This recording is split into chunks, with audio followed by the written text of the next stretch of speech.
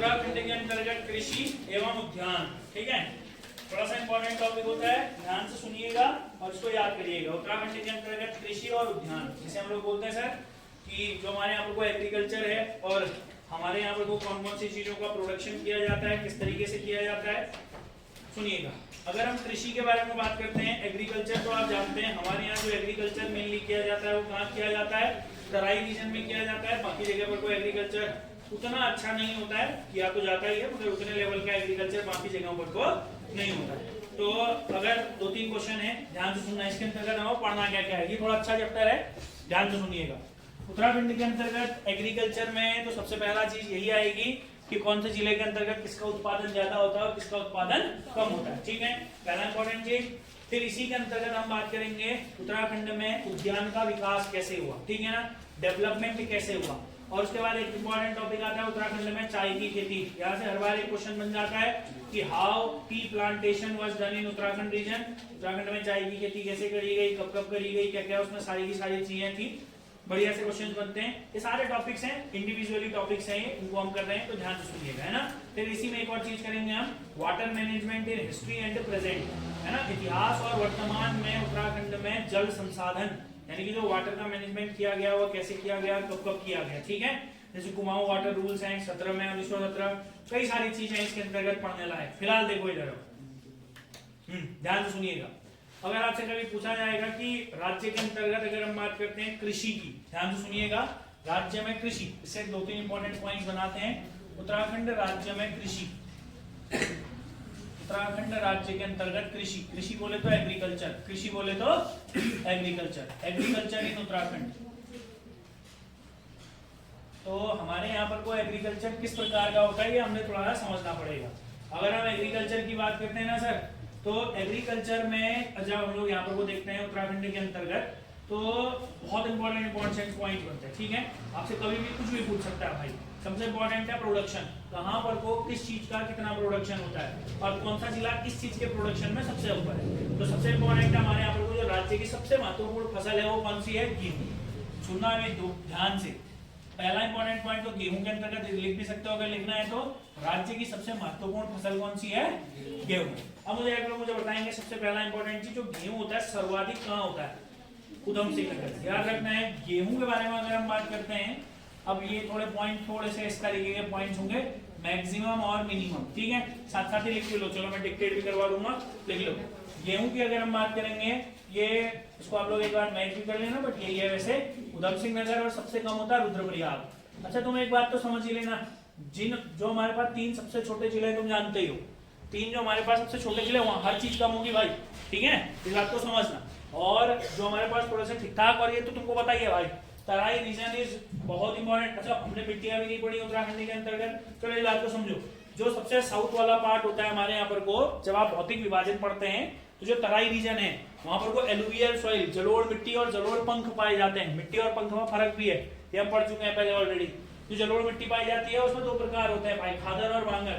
तो इसीलिए वहां पर को कृषि बहुत अच्छी होती है। कहां पर को, हमारे तराई रीजन में, मेनली कहां पर को, हमारे हरिद्वार और उधम सिंह नगर वाले क्षेत्र में। ठीक है, मिट्टियों के बारे में इसकी बात पढ़ते हैं। गेहूं सर्वाधिक होता है उधम सिंह नगर, सबसे कम होता है रुद्रप्रयाग। चावल में भी सेम चीज है, गेहूं और चावल दोनों सेम चीज है। चावल भी जो सर्वाधिक होता है, मैक्सिमम होता है, वो उधम सिंह नगर, और जो मिनिमम होता है वो रुद्रप्रयाग।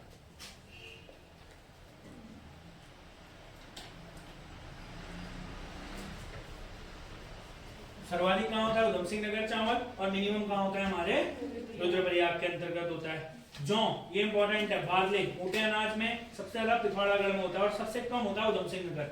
इसके लिए क्लाइमेटिक कंडीशन आप आराम से लगा सकते हैं। जौ के लिए थोड़ा सा ठंडा एरिया बहुत इंपॉर्टेंट होता है। सर्वाधिक जो होता है वो हमारे यहाँ पर पिथौरागढ़ में, और मिनिमम होता है उधम सिंह नगर में। वहां खेती नहीं की जाती है जौ की, उधम सिंह नगर। आगे की ओर बात कर लेते हैं। इसी तरीके से मड़वा, मड़वा सुने है ना, क्या कहते हैं मड़वे को, ध्यान से करके है, कुछ होता है यार, अरे बता दे, दिमाग से निकल गया। देखो, उसके बाद होता है हमारे पास मड़वा।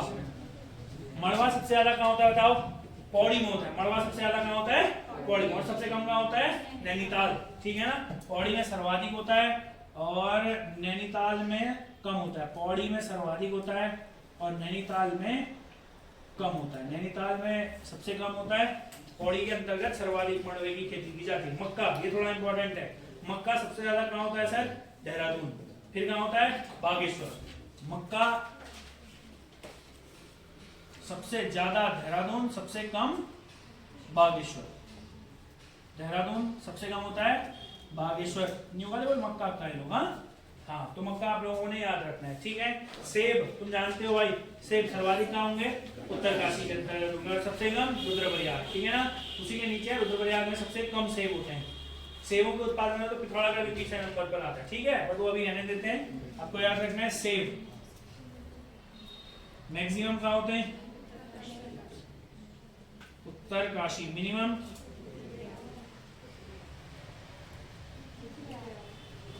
रुद्रप्रयाग। मिनिमम कहाँ होते हैं? रुद्रप्रयाग। चलो इतना सफिशिएंट है। चल लीची नगर तो तुमको बताइए कौन सा? देहरादून, है ना।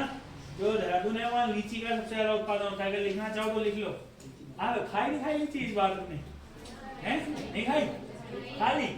अगले अगले खा ले भाई, हैं? इनिस्टा मास्टर लेवल वहाँ कोई बात नहीं खाई, ठीक है। तुमने अगले अगले खाई, क्या करते? चलो लीची का सबसे ज्यादा उत्पादन कहाँ होता है? देहरादून। और सबसे कम कहाँ होता है? रुद्रप्रयाग। अच्छा, आम सबसे ज्यादा कहाँ होते हैं? अल्मोड़ा में होते हैं, ठीक है ना। हाँ, अल्मोड़ा। नाशपाती कहाँ होती है सबसे ज्यादा? नाशपाती रे, हाँ, नाशपाती सबसे ज्यादा कहाँ होती है? अल्मोड़ा में। नाशपाती नहीं पूछेगा पेपर में। अच्छा, गन्ना, शुगर केन सबसे कम नैनीताल। ये ज्यादा कोई खास बात नहीं है। गेहूं याद रखो, जौ याद रखो, मड़वा भी याद रखो और चावल याद रखो, ठीक है। ये इंपॉर्टेंट है।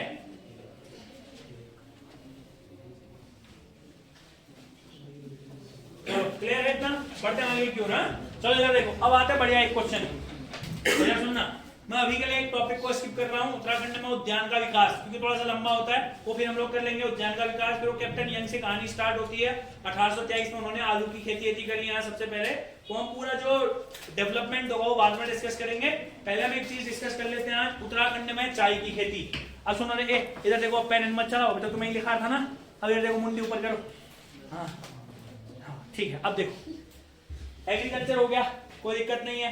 अब सुनना इधर, एग्रीकल्चर में ज्यादा कोई खास बात नहीं है। अगर थोड़ा सा इंपॉर्टेंट पेपर देते तो एग्रीकल्चर में लैंड डिस्ट्रीब्यूशन आता है, भूमि आवंटन आता है, और भी कई सारी चीजें आती है। लैंड यूटिलाइजेशन आता है, भूमि के प्रयोग आता है, वो हम नहीं पढ़ते यहाँ। अब हमें इसके अंतर्गत 2-3 बढ़िया से टॉपिक पढ़ने हैं। एक टॉपिक हमें पढ़ना है उत्तराखंड में जो हमारे यहाँ उद्यान थे उनका विकास कैसे हुआ, उत्तराखंड में खेती का विकास कैसे हुआ। जैसे हम इसमें पढ़ते हैं 1823 में सबसे पहले देहरादून में कैप्टन यंग, जिन्होंने मसूरी बसाई थी, उन्होंने आलू की खेती करी। फिर धीरे धीरे आगे की ओर बढ़े, फिर गार्डन वगैरह बनाए, कई सारे काम हैं। इनको अभी हम डिस्कस नहीं कर रहे हैं। ये होता है उद्यान का विकास, इसमें हम सारे उद्यानों की बात करेंगे, ठीक है। मगर जो अभी हम बात कर रहे हैं, अभी हम बस एक चीज बात कर रहे हैं, उत्तराखंड के अंतर्गत चाय की खेती। क्या बात कर रहे हैं? उत्तराखंड के अंतर्गत चाय की खेती, कि उत्तराखंड में चाय की खेती कैसे शुरू हुई, कब कब हुई, ठीक है। अब बहुत अच्छे तरीके से सुनते रहना, हम एक टॉपिक पढ़ रहे हैं आज, ये सब ज्योग्राफी। इसके बाद ज्योग्राफी में मैंने आपको 2-3 टॉपिक बचे हैं। एक सॉइल बचा हुआ है, नदी, झील, ताल में लास्ट में करा दूंगा तुम लोगों को। और कौन सा टॉपिक बचा? इतना ही ना है? अरे क्या बचा? उसने तुमको लिखाया भी था टॉपिक, तुम दिमाग में थे, अब तो है नहीं है। अरे मिट्टी तो कह ही दिया मैंने, खून में तेरी मिट्टी है, मिट्टी में तेरा खून, घर की यही के। हाँ, खनिज, मिट्टी के साथ खनिज पढ़ाएंगे और जनजाति वहां पढ़ेंगे आर्ट एंड कल्चर में। और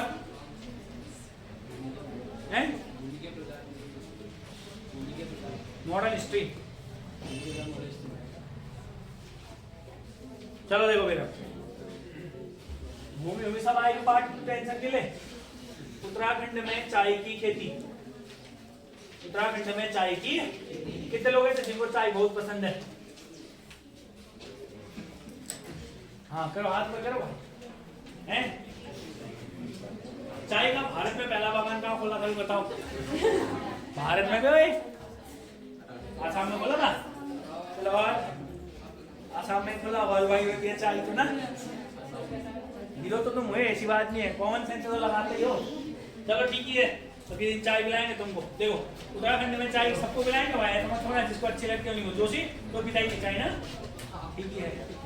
चलो, उत्तराखंड में चाय की खेती सबसे पहले, अब सुनना बढ़िया से एक स्टोरी, ठीक है?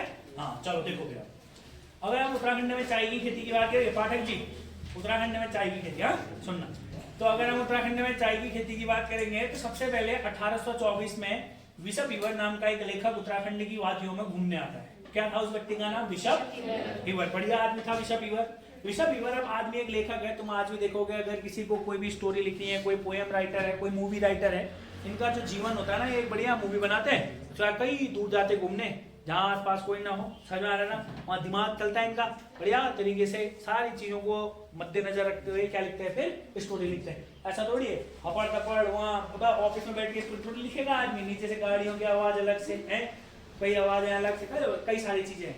मगर क्या होता है, पुराने समय में भी जो लोग लेखक हुआ करते थे वो एक ऐसी जगह ढूंढते थे जहाँ पर को बैठ के आसानी से चीजों को लिखा जा सके। तो बिशप हीवर भी ऐसे यात्राएं करते थे। तो जब बिशप हीवर हमारे यहाँ पर को आए 1824 में, तो उन्होंने बोला कि भाई मैं कई जगह गया हूँ, ऐसा ही क्लाइमेट और जगह भी है और वहां पर को भी चाय की खेती होती है बढ़िया सी। तो सबसे पहले बिशप हीवर नाम के व्यक्ति द्वारा उत्तराखंड में चाय की खेती की संभावना व्यक्त करी। समझ में आ रहा है किसने? Bishop Hever. बात कब की है? 1824। ध्यान से समझिएगा। 1824 में बिशप हीवर ने सबसे पहले चाय की खेती की संभावना व्यक्त करी। ठीक हो गया सर? व्यक्त कर ली, कोई दिक्कत नहीं है, चाय आए बनाएंगे। और ऐसा कहा जाता है 1827 में इन्होंने अपनी रिपोर्ट भेजी ईस्ट इंडिया कंपनी को। इन्होंने ईस्ट इंडिया कंपनी को अपनी रिपोर्ट भेजी इन द सेंस की वही है, भाई तूने कहां से चाय उगाएंगे, बता भाई कैसे उगाएंगे, कहाँ उगाएंगे।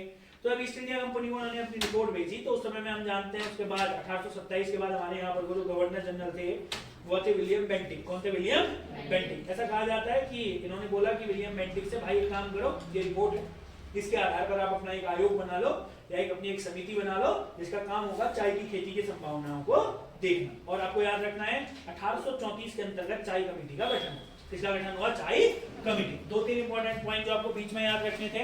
1824 में बिशप हीवर आया, 1827 में इसने रिपोर्ट दी, 1831 में विलियम बेंटिक ने बयान दिया। विलियम बेंटिक ने कहा कि ये क्या बनाया जाएगा हमारे यहाँ? चाय समिति। और 1834 में फाइनली चाय समिति का क्या किया? गठन किया। बताओ अगर कोई डाउट है चाय समिति तक। यहाँ पर वो चाय समिति थी, यहाँ पर को विलियम बेंटिक नाम का व्यक्ति था, यहाँ पर को रिपोर्ट सौंपी थी, यहाँ पर को बिशप हीवर नाम के व्यक्ति थे। बिशप हीवर को लिखते थे भाई, लो बिशप हीवर नाम के व्यक्ति थे। कौन थे? बिशप हीवर नाम के व्यक्ति थे। कोई डाउट नहीं है? समझ में आया? उसके बाद 1834 में जब हमारे यहाँ पर चाय कमेटी का गठन हुआ तो इस बात को समझना, उत्तराखंड में जितनी भी चाय वगैरह बनाई है हमने, ये सारे चाइना वालों की मदद से बनाई है। किससे बनाई है? चाइना वाले। अरे वो चाय कमेटी बनाया, चाय कमेटी का काम होगा सारी चीजों को रेगुलेट करना, कंट्रोल करना। 1835 में पहली बार 2000 पौधों की खेप कलकत्ता से उत्तराखंड लाई गई। समझ में आ रहा है? उत्तराखंड के अंतर्गत जो चाय के पौधे थे वो कहां से लाए गए थे? कलकत्ता। और सबसे इंपॉर्टेंट 1835 में फॉकनर जो थे सहारनपुर में बॉटनिकल गार्डन के हेड थे। फॉकनर महोदय, FOLKNER, फॉकनर महोदय हमारे यहाँ पर वो सहारनपुर में जो बॉटनिकल गार्डन था उस समय में उसके क्या थे? हेड, सचिव थे। फॉकनर महोदय या फॉकनर गार्डन, फॉकनर की मदद से अल्मोड़ा के लक्ष्मीश्वर एवं भीमताल में चाय बागानों की स्थापना करी 1835। ये अच्छा क्वेश्चन है। कितने पॉइंट याद हैं? तो बताओ पहली बार हमारे यहाँ पर वो चाय के बागान का स्थापित हुए 1835। 1835 में अल्मोड़ा और कहा? अल्मोड़ा और भीमताल, अल्मोड़ा के लक्ष्मीश्वर में और भीमताल के अंतर्गत दो चाय बागानों की स्थापना करी गई। चाय बागान खोले गए, चाय के बाग खोले गए with the help of mister Faulkner. जो मिस्टर फॉकनर थे, ये मैंने आपको बताया सहारनपुर के अंतर्गत बॉटनिकल गार्डन के क्या थे? हेड। इंपॉर्टेंट है, पेपर में कुछ भी पूछा जा सकता है। पहला जो चाय का बागान खोला वो कब खोला और कहां खोला, ठीक है, और किसकी मदद से खोला, तो आप लोगों को ये याद रखना है। कोई डाउट है तो बता दीजिए। और जब यहाँ पर धीरे धीरे चाय की खेती शुरू होने लगी तो 1835 के बाद 1838 में, कौन से वर्ष में बोला मैंने आप लोगों को? 1838। 1838 के अंतर्गत मिस्टर फॉर्चून नाम के एक व्यक्ति को, कौन व्यक्ति थे? मिस्टर फॉर्चून नाम के एक व्यक्ति को चाय की खेती को सीखने के लिए या चाय की खेती सीखने के लिए इनको भेजा गया। कहाँ? चाइना भेजा गया इनको। मिस्टर फॉर्चून को कहाँ भेजा गया सर? चाइना भेजा गया। कब भेजा गया सर? 1838 1838 में 1838 में इनको कहाँ भेजा गया सर?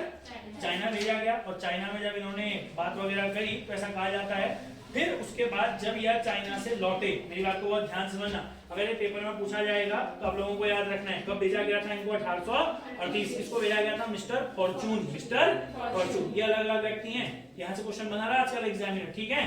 तो ये सारे टॉपिक सभी आप लोगों को याद भी रखने हैं। मिस्टर फॉर्चून को कहाँ भेजा गया 38 में? वहां। और वही 4 साल बाद चीनी 10 चाइनीज के विशेषज्ञों को लेकर के कहाँ आया भैया? हमारे यहाँ पर को उत्तराखंड आया। कुछ मतलब उपकरण वगैरह लेकर आए थे, समझ में आ रहा है ना? विशेषज्ञों की मदद ली वहां पर को, और चाय की खेती के लिए जो जो उपकरण चाहिए होते हैं, यानी कि जो जो चीजें, मशीनें वगैरह, हल्का फुल्का जो भी चाहिए होता है वो लेकर आए। और आप लोगों को याद रखना है 10 विशेषज्ञ भी आए, चीनी यात्री भी यहाँ पर को आए चाय उगाने के लिए। और जब उन्होंने यहाँ पर को एक चाय को देखा उत्तराखंड के अंतर्गत, उन्होंने कहा कि जो चाय है इसकी क्वालिटी उधर आसाम में जो चाय होती है उससे भी क्या है? बेहतरीन है। समझ में आ रहा है ना? उसके बाद ऐसा कहा जाता है कि जो हमारे यहाँ पर जो लोग थे उन्होंने फॉकनरी महोदय, अपने फॉकनर ने हमारे यहाँ पर जो चाय हो रही है इसका कुछ सैंपल इंग्लैंड भी भेजा था। और इंग्लैंड में बोला कि भैया जो हमारे उनके यहाँ इंग्लैंड में जो चीन से एक चाय आती थी उलांग टी, कौन सी टी होती थी? Oolong T. उन्होंने बोला कि चाइना की उलांग टी के समान है वो ये चाय। तो समझ में आ रहा है ना? तो ये बहुत अच्छे क्वेश्चन बनते हैं, कब आया, कौन आया, कैसे आया, और पूरी स्टोरी के जैसे मैं आप लोगों को बता रहा हूँ। फिर से याद रखेंगे, पहला ये वाला स्लॉट 24 से लेकर के 35 तक, इसको एक बार अच्छे से देख लो। बाद में ईयर लिखोगे, अभी मैं इसीलिए शॉर्ट में लिख रहा हूँ। अब ऐसे नोट बनाना आपको सीखना पड़ेगा, तब जाके कुछ बहुत चीजें याद होंगी। 1835 के बाद मैंने बताया आपको 1838। 1838 में फॉर्चून महोदय कहाँ गए? क्यों गए भाई? घूमने? अरे चाइना में कैसे बोलते, चाय कैसे बोलते बोल, सीखने गए। 1842 में ये लौटे। 1842 में 10 चाइनीज स्पेशलिस्ट के साथ, 10 चाइनीज विशेषज्ञों के साथ हमारे यहाँ पर को 10 चाइनीज विशेषज्ञ आए। और आपको याद रखना है 10 चाइनीज स्पेशलिस्ट आए, 10 चाइनीज विशेषज्ञ आए आधुनिक उपकरणों के साथ। यानी कि जो हमारे यहाँ पर को आधुनिक उपकरण होते हैं ना, यानी कि जो मॉडर्न उपकरण होते हैं वो उपकरण भी लेकर के आए। और जब ये विशेषज्ञों ने यहाँ पर को देखा तो इन्होंने क्या पाया कि भैया यहाँ पर को ध्यान समझना, यहाँ पर को जो चाय है वो किससे भी बेहतरीन है?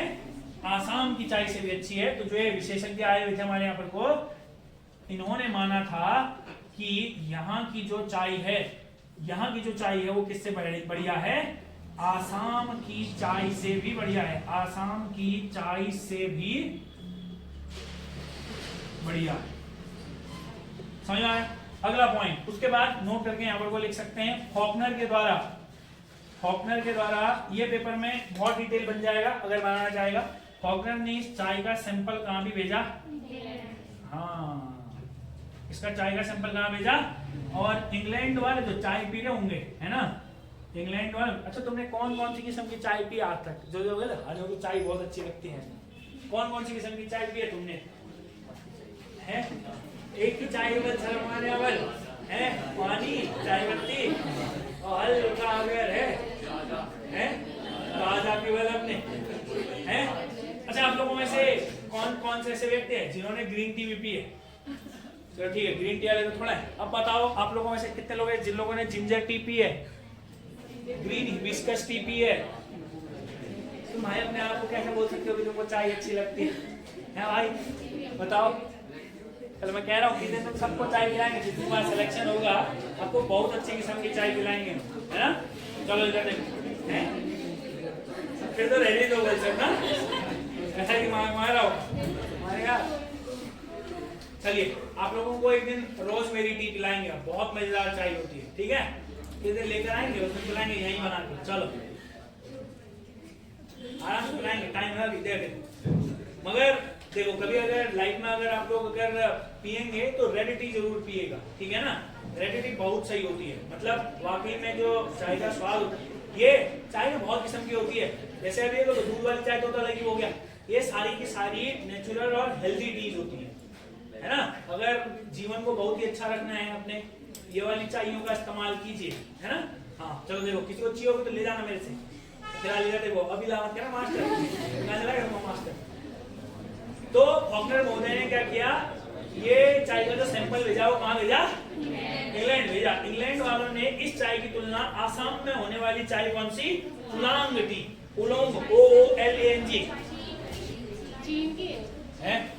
हाँ हाँ चीन, मैंने आसाम बोला ना, तो बात नहीं भाई, पहले तो चाइना बोला था ना, तुमको चाय भी पीनी है अभी। और अगर ये आसाम का इंग्लैंड हो गया, इंग्लैंड का आसाम हो गया, फिर भी तुमको दिक्कत है। इंग्लैंड में भेजा और इंग्लैंड वालों ने इसकी तुलना किससे करी? फिर आसाम बोल ली। उलांग टी से, उलांग चाय। उलांग चाय कहाँ की है? इतना क्लियर है? चल फटाफट से एक बार लास्ट पन्ना खोलो, एक बार इसको लास्ट पन्ने में लिखो तो फटाफट फटाफट, बिना बोले भाई, बिना देखे हुए ईयर लिखो और नाम लिखना। फॉकनर कहाँ था, फॉर्च्यून कहाँ था, बिशप वीवर कहाँ था।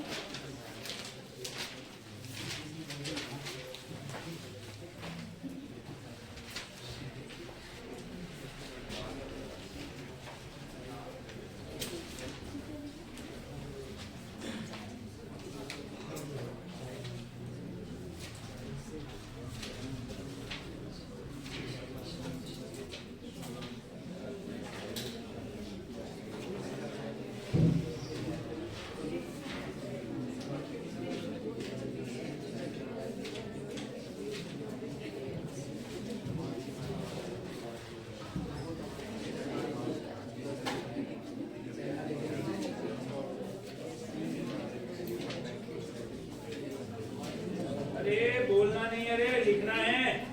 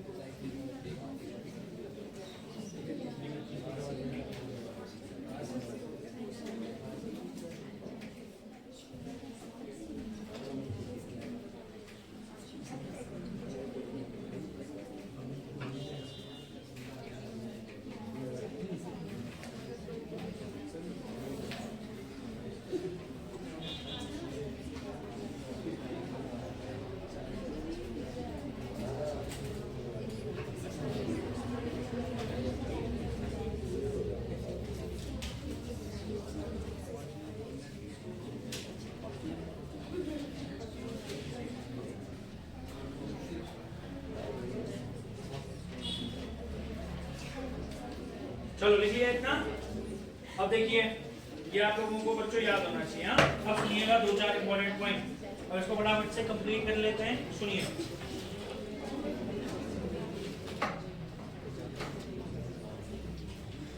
चलिए अब सुनिए आगे की कहानी गोल का साहब। देखिए भाई अब इसमें बिशप वीवर इंपॉर्टेंट है, फिर रिपोर्ट, बेंटेक, चाय समिति, अल्मोड़ा, लक्ष्मीश्वर, भीमताल। यहाँ पर कोई व्यक्ति तो फॉकनर था ही था, किलहॉर्न नाम का एक व्यक्ति भी था। आप जानते हैं, हम पहले भी इतिहास में भी पढ़ते हैं, किलहॉर्न नाम के एक व्यक्ति थे भी थे जिन्होंने थोड़ा बहुत और भी मदद करी हुई थी। अब सुनिएगा दो तीन इंपॉर्टेंट पॉइंट इसके बारे में, ध्यान से सुनते हैं, ठीक है। 1842 में 10 चाइनीज विशेषज्ञ हमारे यहाँ पर को आए और आप लोगों को याद रखना है 1842 के अंतर्गत ही सारी की सारी चीजें होती हैं यहाँ पर को। उसके बाद 1838, ध्यान से सुनना, 1838 दो अलग अलग क्वेश्चंस हैं। 1838 में फॉर्च्यून को भेजा और 1842 में यहाँ करके आए, ठीक है। अब आगे को क्या होता है, ये एक फेज था पूरा का पूरा चाय की खेती का। अब दूसरा फेज समझते हैं, क्योंकि यहाँ पर को मैंने आपको बताया एक व्यक्ति है जिनका नाम है फॉकनर, ये बॉटनिकल गार्डन के हेड हैं। 1843 में फॉकनर का चार्ज ले लिया था डॉक्टर डब्ल्यू जेमिसन के द्वारा। किसके द्वारा ले लिया गया था? W Jameson. अब जो जेमिसन है इन्होंने धीरे धीरे यहाँ पर को क्या करना स्टार्ट किया, चाय के बागानों की स्थापना करी। 1843 के बाद जितने भी काम होंगे वो कौन करेंगे? जेमिसन। से इट अगेन, कौन करेंगे सर? जेमिसन। और 1843 में फॉकनर के जगह पर को जेमिसन ने नॉर्थ इंडिया के अंतर्गत पूरा का पूरा, या बोल सकते हैं फॉकनर की जगह जेमिसन आ गए थे। सबसे पहले इन्होंने जो काम किया 1843, कई जगह 34 भी दिया हुआ है, बट आप लोगों को एक बात याद रखना है 1843 देहरादून के अंतर्गत एक जगह है झरी पानी। कौन सी जगह है? झरी पानी। अब ध्यान से सुनना, जो इंपॉर्टेंट क्वेश्चन आपको दूसरे चरण में हम बता रहे हैं। भाई पूरा फोकस इधर की ओर, ये थोड़ा बढ़िया टॉपिक है। देखो 1843 से अब कौन आ गए? W Jameson. डब्ल्यू जेमिसन ने चार्ज ले लिया कि इन्होंने आते ही सबसे पहले 1843 के अंतर्गत देहरादून में एक जगह है, कौन सी जगह बोला मैंने आप लोगों को? झरीपानी। झरीपानी देहरादून में मसूरी और राजपुर के ठीक बीच में पड़ता है। देहरादून के अंतर्गत झरीपानी नामक क्षेत्र को 1843 में देहरादून के अंतर्गत झरीपानी क्षेत्र को चाय के प्रशिक्षण हेतु उपयुक्त पाया। याद भी अगर आपसे पूछता है कि भाई बताइए प्रशिक्षण केंद्र कहां स्थापित किया, तो आपको याद रखना है प्रशिक्षण के लिए इसको उपयुक्त पाया गया। प्रशिक्षण के लिए बोला कि जो भी चाय के लिए ट्रेनिंग वगैरह होगी वो कहां दिया जाएगी? झरीपानी। तो झरीपानी के अंतर्गत ही चाय के प्रशिक्षण के लिए बारे में बात करी गई। 1844 ये बहुत अच्छा क्वेश्चन है। 1844 देहरादून के पास एक जगह पड़ती है कोलागीर। कौन सी जगह पड़ती है? कोलागीर। और आपको याद रखना है 1844 में देहरादून के अंतर्गत कोलागीर नामक स्थान पर चाय बागान की स्थापना हुई। तो अच्छा क्वेश्चन पूछेगा। पहला इंपॉर्टेंट चीज कोलागीर के अंतर्गत कोलागीर चाय बागान कहां था, तो आपका आंसर होगा देहरादून। क्लियर हो गया ना? यहाँ से पूछेगा देहरादून के अंतर्गत कोलागीर चाय बागान की स्थापना कब हुई, तो आपको याद रखना है 1844। 1844 देहरादून के अंतर्गत कोलागीर नामक स्थान पर 1844 में कोलागीर नामक स्थान पर ये जो कहां पड़ता है हमारे पास देहरादून में सरकारी चाय बागान की स्थापना। सरकारी चाय बागान की स्थापना। सरकारी चाय बागान की स्थापना। सरकारी चाय बागान की स्थापना कब हुई? देहरादून के अंतर्गत 1844। आगे की बात करते हैं 1843। ये अच्छा क्वेश्चन है, ठीक है। 1843 कैप्टन हडलस्टन। बोलो कौन? कैप्टन हडलस्टन। ये पेपर में आया था इससे पहले वाले, हाँ, कनिष्ठ सहायक के पेपर में ये क्वेश्चन। 1843 के अंतर्गत हडलस्टन के द्वारा या कैप्टन हडलस्टन ने पौड़ी के अंतर्गत चाय बागान की स्थापना करी। किसने भैया? हमारे कैप्टन हडलस्टन। और आपको पता है कुछ लोग इसी को हडलस्टन, कैप्टन हडलस्टन, कुछ लोग इसी को गढ़वाल का पहला चाय बागान मानते हैं, क्योंकि जो ये था हमारे पास देहरादून था, ये तो कहां था? हमारे यूपी के अंतर्गत, मतलब मेरठ मंडल में शामिल था। तो कुछ लोग इसी को कैप्टन हडलस्टन ने कहा पौड़ी के अंतर्गत चाय बागान की स्थापना करी। किसकी स्थापना करी? चाय बागान। और मैं फिर बोलता हूँ कई लोग इसी को गढ़वाल का पहला चाय बागान मानते हैं, क्योंकि देहरादून नीचे मेरठ सहारनपुर के अंतर्गत आया करता था, ठीक है। हालांकि बाद में ऊपर कोलागीर वाला तो पहले भेज दिया था, उसको हटाओ अभी के लिए 1843 बहुत है। अब आता है सबसे इंपॉर्टेंट क्वेश्चन, ये भी पेपर में आया हुआ था दूसरी शिफ्ट में, ठीक है ना। 1850 ईस्ट इंडिया कंपनी के आमंत्रण पर एक चीनी विशेषज्ञ भारत आए थे, गढ़वाल आए थे। कौन? AC Wong. कौन आए थे? AC Wong. ये इंपॉर्टेंट क्वेश्चन है। 1850 के अंतर्गत एक चाइनीज स्पेशलिस्ट चाइना के अंतर्गत चाय का स्पेशलिस्ट एसी वोंग गढ़वाल आए। कौन आए? AC Wong. एसी वोंग कहाँ है? हमारे गढ़वाल आए। कब आए? 1850। एसी वोंग कहाँ के थे? हमारे गांव के थे। आवाज है तुम्हारे मुंह से? कहाँ के थे भाई? हाँ बस बोलो ना। है दही जमा क्या है वो में? हाँ तो दही भी जमा, फिर भी नील लो उसको, फिर भी बोलो दही जमा। हाँ एसी वोंग 1850। ये जो डॉक्टर जेमिसन है ना, जेमिसन खतरनाक आदमी था। जेमिसन ने क्या किया 1864 में, इधर सुनो रे, 1864 में जेमिसन ने जितने चाय उद्यान थे सबको प्राइवेट कर दिया। अब सबको ठेके पर दे दिया, सबका प्राइवेटाइजेशन कर दिया। कब करा? 1864 नोट करके लिख सकते हैं आप इस पॉइंट को। जेमिसन के द्वारा जितने भी चाय बागान थे, जेमिसन के द्वारा इन सारे चाय बागानों को क्या कर दिया? प्राइवेट कर दिया। और उसके बाद यहाँ पर को चाय वगैरह ज्यादा कोई खास नहीं था। अब हमें एक चीज और याद करनी है, यहाँ पर वो कौन कौन से चाय बागान किस किसने खरीदे थे, ठीक है ना। उसके आप लोगों को बाद में लिस्ट बताएंगे आप लोगों को कौन कौन से चाय बागान थे, किस किसने खरीदे थे। मगर आपको एक बहुत ही रोचक सी बात बताते हैं, जब यहाँ पर वो चाय के बागानों का प्राइवेटाइजेशन हो गया तो उसके बाद आपको याद रखना है स्वतंत्रता के बाद कुमाऊं वाले क्षेत्र में केवल और केवल 3 चाय बागान थे हमारे यहाँ पर को, चौकोड़ी, बेरीनाग और चीरापानी। हमारे यहाँ पर को आजादी के बाद बस केवल और केवल कितने चाय के बागान बचे थे? 3 चाय के बागान बचे थे। बाकी सारे के सारे क्या हो गए? खत्म, विलय हो गए, बिक गए, जो भी हुआ, खत्म हो गए, नहीं हुई चाय। अब कोई हल्का सा टॉपिक समझ में आया उत्तराखंड में चाय की खेती? अब इसमें से जितने पॉइंट है सारे ही इंपॉर्टेंट है। चलो उससे रिलेटेड उसके बाद अब 2-3 इंपॉर्टेंट पॉइंट और जो अभी हम लोग आप लोगों को बता रहे हैं, इन पॉइंट्स को आप लोगों को थोड़ा समझना है, ठीक है। आज आप सभी लोग जानते हैं उत्तराखंड के अंतर्गत चाय विकास बोर्ड की स्थापना कब हुई थी? 2004 4 के अंतर्गत हुई थी। 1894 के अंतर्गत क्या हुआ था बताइए, किसी ने 1894 भी बोला हुआ था। 1894 के अंतर्गत मैं आपसे जानना चाहूंगा कि क्या हुआ था, बताइए। है भाई चाय विकास परियोजना, ठीक है, और बताओ। हाँ बताओ। देखो भाई, दो अलग अलग चीजें हैं। जब हम उत्तर प्रदेश सरकार के अधीन थे ना, तो हमारे यहाँ पर वो जो चाय विकास योजना थी, इसी की शुरुआत हो जाती है 1893-94 में। कब हो जाती है? 1893-94 में। इसके बाद आप नोट करके 3 चीजें लिख सकते हैं, मेरी बात को और ध्यान से समझना, ठीक है। हाँ ध्यान तो सुनो भाई, आप लोगों को 3 ईयर याद रखने हैं। पहला आप लोगों को याद रखना है 1993-94, 3 ईयर आजादी के बाद याद रखने हैं। पहला याद रखना है 1993 और 94, पहला इंपॉर्टेंट ईयर याद रखना है। दूसरा आप लोगों को याद रखना है 1900 के ही अंतर्गत, इसी के बाद 96, कौन सा वर्ष याद रखना है? 1996, और उसके बाद आपको याद रखना है 2004। देखो अब इन तीनों में क्या हुआ, 2004, 1996, इधर देखो। पहला है तो 2004 वाले का तो डेट भी अगर याद रख सकते हो ठीक ही है, 12 फरवरी 2004। 12 फरवरी 2004 को क्या हुआ था? उत्तराखंड चाय विकास बोर्ड की स्थापना। उत्तराखंड चाय विकास बोर्ड की स्थापना, उत्तराखंड का जो चाय विकास बोर्ड है, इसकी स्थापना कब हुई थी? ये बहुत इंपॉर्टेंट क्वेश्चन है, 2004, और तारीख अगर पूछेगा तो 12 फरवरी। अब उससे ऊपर आते हैं सर 1994 में, 1996 में क्या हुआ था?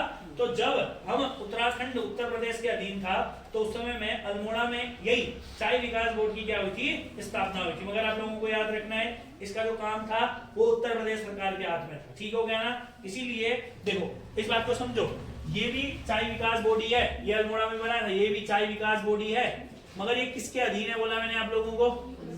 यूपी के अधीन है। फिर जब हमारा राज्य अलग बना तो हमने 2004 में अपना चाय विकास बोर्ड बनाया, ठीक है। इसीलिए मैंने ऊपर वाले चाय विकास बोर्ड में उत्तराखंड नहीं लिखा हुआ है, ठीक है। तो दोनों इंपॉर्टेंट क्वेश्चन है। सबसे ऊपर वाला है, आपको याद रखना है चाय विकास परियोजना। क्या बोला मैंने आप लोगों को? चाय विकास परियोजना। फिर ये तो हमने चलाई, चाय विकास परियोजना कब से चली? 93-94। चाय विकास परियोजना, चाय विकास परियोजना, चाय विकास परियोजना कब से चली? 1993 और 94। ये तीनों पॉइंट्स इंपॉर्टेंट है, तीनों पॉइंट याद होने चाहिए। चाय विकास परियोजना और उत्तर प्रदेश सरकार के अधीन चाय विकास बोर्ड, और फाइनली उत्तराखंड के अंतर्गत चाय विकास बोर्ड। तीनों पॉइंट इंपॉर्टेंट है। क्या आपको ये तीनों पॉइंट समझ में आए? ये तीनों पॉइंट, हाँ ये तो पेपर में आया, रिसेंटली एक पेपर में आया हुआ, मेरे क्या कहते हैं, इससे पहले फॉरेस्ट गार्ड में किसी पेपर में देखा था, ठीक है। हाँ, और बच्चों में फिर कहता हूँ, देखो कभी भी क्या है, आप चाहे कांस्टेबल का पेपर दें चाहे कोई पेपर दें, जितना यहाँ पढ़ा जा रहा है उतना तो याद होना ही चाहिए भाई, है ना। क्योंकि दोस्त देखो, पढ़ने का मौका मतलब क्या है ना, मौका तो है ही हर बार, मगर क्या होता है ना, टारगेट कभी कभी मिलते हैं, समझ आ रहा है ना। तो उस टारगेट के हिसाब से अभी अगर आप लोग पढ़ाई कर लेंगे तो सिलेक्शन ले लेंगे भाई, सिलेक्शन ले लिया तो फिर जिंदगी बढ़िया हो जाएगी। अभी तुम समझदार ही हो भाई, तुम्हारे जैसे तो लाखों पढ़े हैं यहाँ, मगर याद रखना तुम और उनमें फर्क। मैंने कई बच्चे देखे भाई, देखो कल IAS का रिजल्ट भी आया, सिविल सर्विसेज का रिजल्ट आया, है ना। जब सिविल सर्विसेज का रिजल्ट आता है, सुनो इधर ध्यान से, जब भी आप टॉपर्स को देखते हैं तो आप देखते हैं ना, आदमी रातों रात स्टार बन जाता है। आप एक बात देखते हैं, जिस व्यक्ति को, आज एक बात बताइए, उस लड़की का नाम मुझे याद नहीं है जो टॉपर है, क्योंकि मैंने अभी तक देखा नहीं है, जो भी है, मगर देखो अगर आप पिछले साल के टॉपर्स देखेंगे, जैसे मेरे को इससे जस्ट पहले के टॉपर याद है, शुभम, जो बिहार से IIT बॉम्बे वाले, उससे थोड़े साल पहले टीना डाबी ने टॉप मारा हुआ था, है ना। उससे पहले कनिष्क कटारिया, ऐसे बहुत सारे टॉपर्स हैं भाई। और तुमको एक सीक्रेट बताता हूँ मैं, ये जितने भी टॉपर्स होते हैं ना, ये लोगों, इनको आप लोगों को ऐसा लगता होगा ना, आज मैं कह रहा हूँ ऐसा कोई भी व्यक्ति नहीं होगा भारत के अंतर्गत जो नहीं जानता होगा, समझ में आ रहा है। पिथौरागढ़ के भी इस बार बहुत सारे बच्चे निकले, 4-5 लोगों ने, पिथौरागढ़ के लोगों ने सिविल सर्विसेज क्रैक किया है। अभी एक तो 19th रैंक है, सुरेश जोशी थी जो प्रदेश प्रवक्ता है आपके, उनकी बेटी, भले वो बहुत सीनियर है, उन्होंने पहले डॉक्टरेट किया है मेरे ख्याल से, डॉक्टरेट करने के बाद PhD करी है। इन लोगों मैंने आपको पहले भी बताया था, ज्यादातर यही लोग क्यों निकालते हैं पेपर सिविल सर्विसेज का। मैंने पहले बोला था ना, रिजल्ट टाइम से पहले भी बोला था मैं, मेडिकल और IIT वाले क्यों निकालते पेपर ज्यादा, क्योंकि इनके अंदर पढ़ने की क्षमता होती है और कुछ नहीं होता है। अब जैसे जो व्यक्ति है भाई, जिसने मेडिकल है, जिसने अगर MBBS किया, MBBS मतलब सर्जन, सर्जन मतलब उसको एक नस के एक सेल के बारे में भी पता होता है, और छोड़ो करोड़ों सेल होती है सर हमारे यहाँ शरीर के अंतर्गत, तुम जानते हो, जिसने बायो पढ़े नहीं पढ़े, तुम्हें बता रहा हूँ, सुनो, करोड़ों सेल होती हैं। जो सर्जन होता है, किसी चीज का भी सर्जन, उसको पर्टिकुलर हर एक चीज के बारे में पता होता है भाई। 8 साल का पूरा कोर्स होता है, 8 साल तक वो दिन रात पढ़ते हैं, दिन रात पढ़ते हैं। सेम IIT है, तो उनके अंदर इतनी क्षमता होती है कि भाई कुछ भी दे दो हमें, हम निकाल देंगे।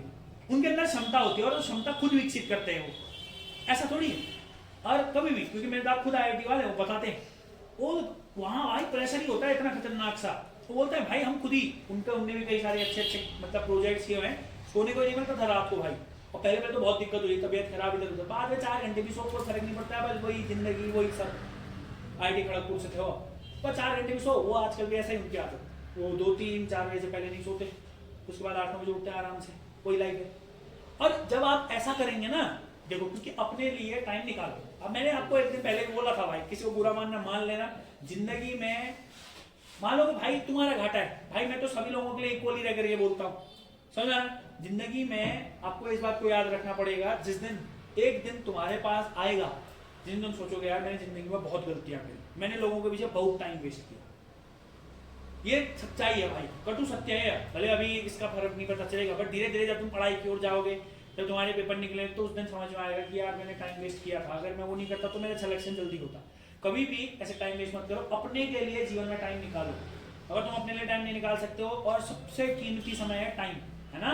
बहुत सारे लोग बोलते हैं आप किसी को भी अपने टाइम से ज्यादा क्या दे सकते हो। अगर आप किसी को अपना टाइम दे रहे हो, अगर आप किसी से 15-20 मिनट बात कर रहे हो, समझ में आ रहा है ना, आप किसी एक इत्मीनान से 10 मिनट बात कर रहे हो, आपने उसको अपने जीवन के 10 मिनट दिए कि नहीं दिए, इससे ज्यादा आप क्या दे सकते हैं किसी व्यक्ति को। 10 मिनट भाई तेरे बता, इससे आप किसी को कभी कुछ नहीं दे सकते, समझ। कहने वाले ने भी कहा है time is money, money is time, याद रखना। समय बहुत इंपॉर्टेंट है दोस्त। अगर तुमने समय वेस्ट किया, मैं तुम्हें सिविल सर्विसेज के एक्सपीरियंस की बात बताता हूँ। हमारे यहाँ पर वो कई हैं, उन्होंने ये जो है जोशी जी की बेटी जिन्होंने निकाला, इन्होंने यहीं से 12th किया हुआ है, मल्लिकार्जुन स्कूल से, समझ। मल्लिकार्जुन से इन्होंने 12th किया हुआ है, मगर बहुत सीनियर है, ऐसी कोई दिक्कत नहीं है। मगर एक लड़की और है, उसने 23 साल में निकाला है सिविल सर्विसेज। और तुम्हें पता है ये जो लोग होते हैं, अभी रवि सियाग जिसके 18th रैंक का हरियाणा का लड़का है ना, उससे इंटरव्यू में खतरनाक क्वेश्चन पूछा था वहाँ एग्जामिनर ने, है ना, और उसने वैसे ही जवाब भी दिए थे वहाँ। अभी हिंदी मीडियम से टॉपर है, 18वीं रैंक लाया, और जो नंबर 1 की है, मेरे को इतना पता है कि उसका सब्जेक्ट हिस्ट्री है, नाम मेरे को याद नहीं है, तो मेरे को इतना पता है कि उसका मेरे ख्याल से सब्जेक्ट हिस्ट्री है। अब मैं आपको बताता हूँ ये व्यक्ति बनता कैसे जीवन में अपने। ये व्यक्ति बनता है जीवन में सेक्रीफाइस से। अगर तुम ऐसा सोचोगे कि तुम कंफर्ट जोन भी नहीं छोड़ सकते हो, दोस्तों को भी नहीं छोड़ सकते हो, और तो जो भी है, तो फिर आपका सिलेक्शन थोड़ा सा डगमगाएगा। समझ में आ रहा है ना मैं क्या कह रहा हूँ, डगमगाएगा मतलब थोड़ा सा। आप स्ट्रेट फॉरवर्ड होना सीखिए जीवन में। देखो ये ज्ञान बहुत जरूरी है, क्योंकि सिविल सर्विसेज यार मजाक नहीं है दोस्त, समझ में आ रहा है ना। और मैं आपको भी बोलता हूँ, जीवन में अगर कुछ भी बन जाओ, मैं इसीलिए बोलता हूँ, इंसिस्ट करता हूँ कि कोई भी जॉब है ले लो, समझ आ रहा है ना। अगर आप जॉब ले लिए, और मौके ना हर बार नहीं मिलते जीवन में, याद रखना। जैसे मैं अपनी बात है, मैंने ना अपने जीवन में कई सारे मौके गंवाए हैं, बहुत सारे मौके गंवाए हैं, तुम यकीन नहीं मानोगे, सही बात है। मेरे दोस्त आज भी मेरे से कहते हैं, जिन लोगों ने मेरे साथ तैयारी करी थी एक दौर में, और मेरे को गाली दे के बोलते, अच्छे तरीके से नहीं बोलते कभी भी। जब भी अगर मेरी बात होती है उनसे, पहली बात तो मेरे को इतना टाइम नहीं होता कि यार मैं उनका फोन उठा पाऊँ। मैं रियली सही बता रहा हूँ आप लोगों को। मेरा एक दोस्त है, वो क्राइम में अभी घर आया हुआ है ना, मेरे को कई बार बोलता है मिलने आ जा, यहाँ का नहीं है, दूसरे स्टेट का है, बट फिर भी वो कभी रात को फोन भी करता है, रात ही को होता है हम लोगों को टाइम, उसको भी रात ही को होता है। मैं उसका फोन जानबूझ के नहीं उठाता हूँ, क्योंकि थोड़ा सा अजीब भी लगता है और टाइम भी नहीं होता। सबसे इंपॉर्टेंट बात तो ये होती है टाइम। अब वो लोग बोलते हैं भाई कि मैं पहले यहाँ नहीं था, मैं देहरादून रहता था, उनसे बोलते भाई तेरी सबसे बड़ी गलती है देहरादून से तू पिछड़ा कर गया, जल्दी होती है तेरे को घर जाने की। तो अगर मैं उस समय नहीं आया होता यहाँ, तो मतलब क्या है कि मैं अपनी लाइफ में कुछ होता, अच्छी जगह होता, मतलब इतना मैं गारंटी के साथ कह सकता हूँ। फिर उसके बाद अपने एग्जाम्स पर फोकस ना करना, या पढ़ाने पर ज़्यादा फोकस करना। अब क्या है, इसको मैं गलती भी नहीं मान सकता हूँ, क्योंकि ऐसा है कि ये मैंने अचीव किया है ना। मैं पढ़ा लेता हूँ, कई लोग मेरे उससे थोड़ा सा सीख जाते हैं, तो ये मेरी अचीवमेंट है, इसको मैं गलती नहीं मानता हूँ अपने आप में। बट लोगों की नज़र में जो मेरे को बहुत अच्छे तरीके से जानते हो, मैं से कहते हैं यार बेटा तुम्हें इतनी जल्दी पढ़ाना शुरू नहीं करना चाहिए। चाहे मेरे टीचर्स बोलिए, चाहे कोई भी बोले। परसों मेरे को अपने स्कूल के एक टीचर मिले थे, है ना, तो बोले मेरे को कि पता है मेरे को तू पढ़ाता है ना। वो खुद उन्होंने पीछे पहले निकाला हुआ है, उन्हीं ने सिखाया थी हमको जीएस पढ़ानी थी। जगदीश सर नहीं रहते पियाना नीचे प्लाजा के पास में, अभी एटीएस में पढ़ाते हैं वो। बहुत खतरनाक किस्मत है उनकी भी, कभी एक कभी आधा नंबर, अच्छे पेपरों में भी, मेंस तक में भी। तो बताते हैं भाई देख बल पढ़ाई करनी है, बस अपने ऊपर भी फोकस रखना। तो आपको मैं क्या बोलता हूँ, ये जितने भी सिविल सर्वेंट्स होते हैं ना, मजाक नहीं होते, याद रखना कभी भी जीवन में। इनने पेपर जो निकाला होता है ना, अपने जीवन में बहुत सारी चीज़ों को त्याग करके निकाला होता है, और ये कटु सत्य है बच्चों। हम भले किसके बारे में कुछ भी कह रहे हैं, मगर ना ये लोगों का लेवल वाकई मालूम होता है भाई, ये इतना पढ़ देते हैं बाय गॉड, मतलब फिर इनकी सोच जीवन अलग हो जाता है। तुम थोड़ा पढ़ो, तुम्हारी अलग हो जाएगी, मैं कह रहा हूँ।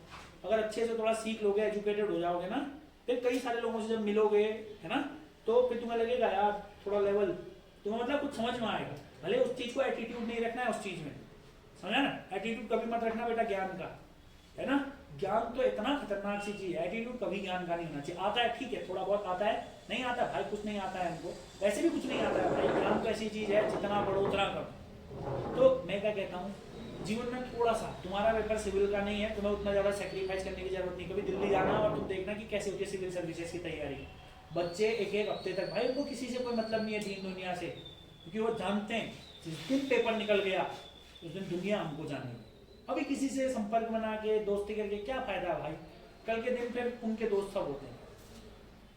इसीलिए मैं तुमको बोलता हूँ, मौका है अपनी ऐसा नहीं है पढ़ाई मतलब यार मेरे तो यही नंबर है, यार मेरा तो ऐसा है, क्या ही करूँ पढ़ के। अभी ऐसा कौन सोचता है यार, कई लोगों ने मुझसे सुन दिया है मैंने, मेरा तो ऐसा है। अबे गधो, पढ़ाई के लिए ऐसा कौन सोचता है। ठीक है, तुम्हारे सामने अभी ये लक्ष्य है, पढ़ना भाई, तो उसके लिए मेहनत कर। नहीं होगा तो भयंकर कुछ तो सोचा होगा भगवान ने तेरे लिए, सबके लिए सोचा है। भगवान देते जाता है जैसे जैसे तुम्हारे कर्म होते हैं। मैं तुमसे हर बार बोलता हूँ ना, गलती करो ठीक ही है, मगर जानबूझ के अगर दोबारा गलती कर रहे हो तो फिर गलत। गलती के बाद गलती नहीं करना, फिर भगवान माफ नहीं करता भाई, याद रखो। फिर मतलब देखता है भगवान भी, अगर गलती हो गई है ठीक है, चीज़ों को तुम समझ रहे हो, बढ़िया है, कोई दिक्कत नहीं समझ रहे हो तो भाई समझो, मतलब मैं ये कह रहा हूँ, समझ में आ रहा है ना। हर किसी के लिए, व्यक्ति के लिए दोस्तों, सिविल सर्विसेज बहुत बड़ी चीज है। अगर जीवन, अब देखो ना, टॉप 50 को तो डीएम कैडर मिलना ही है, टॉप 100 तक मिल जाता है डीएम कैडर, डिस्ट्रिक्ट मजिस्ट्रेट जिसे हम लोग कहते हैं। टॉप 100 वालों को लगभग मिल जाता है, 80-90 तक लगभग मिल जाता है। मैं 50 बोलता हूँ हर बार के लिए, बन गए डीएम जो टॉप 50 के अंतर्गत है। अब इनको किस चीज की जरूरत है भाई जीवन में, तो ऐसे करके बन सकते हो भाई तुम भी। ऐसा नहीं है कि तुमने सिविल ही देना है, बट हाँ एक बार जब जीवन में अगर कुछ बन जाओगे, पढ़ाई की अगर है क्षमता, तो अच्छे से पढ़ो, एक बार जरूर दो सिविल सर्विसेज अपने जीवन में। जब भी रिजल्ट आता है, तुमने देखा होगा ना, हर जगह भाई, फेसबुक खोलो, इंस्टाग्राम खोलो, हर जगह एक ही चीज दिखेगा तुम्हें, अब थोड़े दिनों तक यही दिखेगा। समझ में आ रहा है ना मैं क्या कह रहा हूँ तुम लोगों को। और इस बात को समझना भाई, ये लोग खाली नहीं बनते। कोई भी व्यक्ति जो भी पेपर निकालता है वो खाली नहीं बनता है। या तो गॉड गिफ्ट, बहुत अच्छा दिमाग, दूसरी चीज या तो बहुत अच्छी मेहनत। समझ में आ रहा है ना। हाँ, इस बात को समझना, ये डन। मैं तुम्हें एक बात बताता हूँ, पीसीएस का रिजल्ट आया परसों, पीसीएस मेरे 3 स्टूडेंट्स का क्लियर हुआ है, 3 स्टूडेंट्स का। मैंने कभी किसी का प्रमोशन नहीं किया, कभी नहीं, मैं करूंगा भी नहीं कभी। प्रीलिम्स निकालना बड़ी बात नहीं, और वो ऐसे स्टूडेंट नहीं है जो मेरे यहाँ 1 महीने आए 2 महीने आए, उनको मैंने जीरो से, बेसिक से, जीरो से पढ़ा है, जीरो से समझते हो। उनको जीएस का जी भी नहीं आता था, पहली बार मेरी क्लास में आए थे जीएस की, उन्होंने पढ़ा, पूरी जीएस मैंने पढ़ाई है उनको। समझ में आ रहा है ना मैं क्या कहना चाह रहा हूँ। ऐसा कुछ सिलेक्शन तब आता मजा। मेरा उद्देश्य ये है, फालतू का उद्देश्य नहीं रखते हो।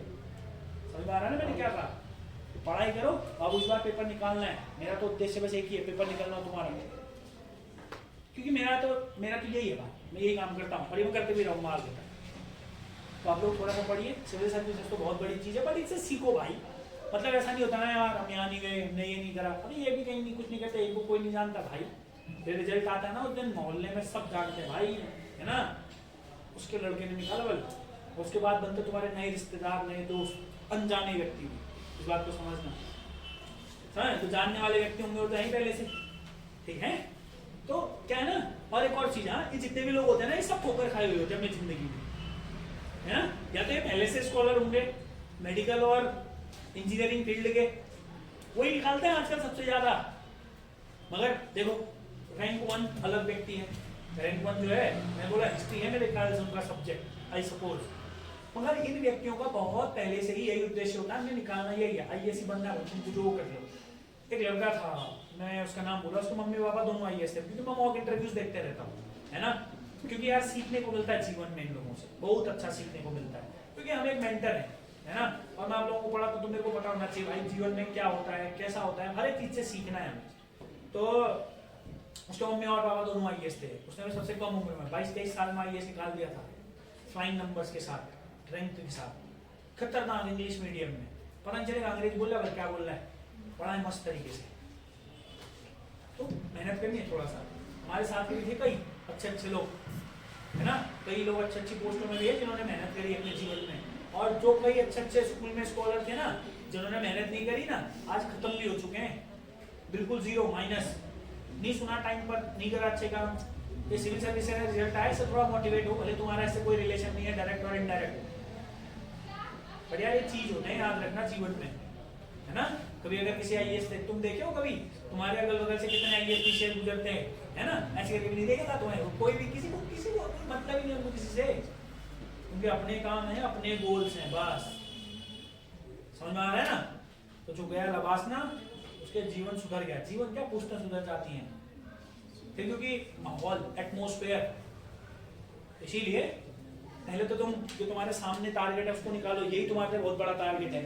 जिस दिन पुलिस बन गए, पुलिस के अंतर्गत हो गया सिलेक्शन, क्या ही चाहिए फिर, तो सिलेक्शन मतलब लाइफ अच्छी बेस बन जाएगा, फिर अपनी पढ़ाई करो आगे को, कुछ बनो लाइफ में। मेरे को भी खुशी होगी तुम कुछ बनोगे तो, है बनोगे नहीं बनोगे मुश्किल बात सर। वैसे तो अगर आप थोड़ा ज्ञान दिया तो आपने 3-4 दिन तक तो रहेगा भाई, 3-4 दिन के बाद सर फिर पूछना भाई क्या भाई मास्टर बकवास मत कर, देख लेंगे हम अपना, है ये तो समझ में आया भाई, ये क्लियर है। तो उससे कुछ सीखना भाई, है ठीक है, सीखोगे नहीं। चलो एक बार लास्ट पन्ना खोलो फटाफट से, एक बार इसको लिखो तो।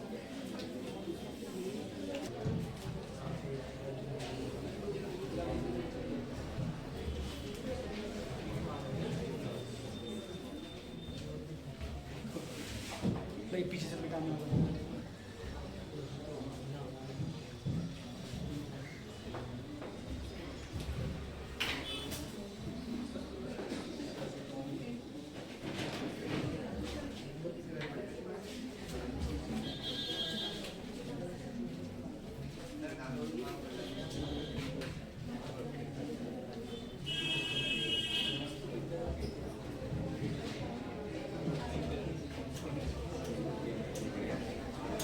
चलो लिख लिया भाई इतना, ठीक है।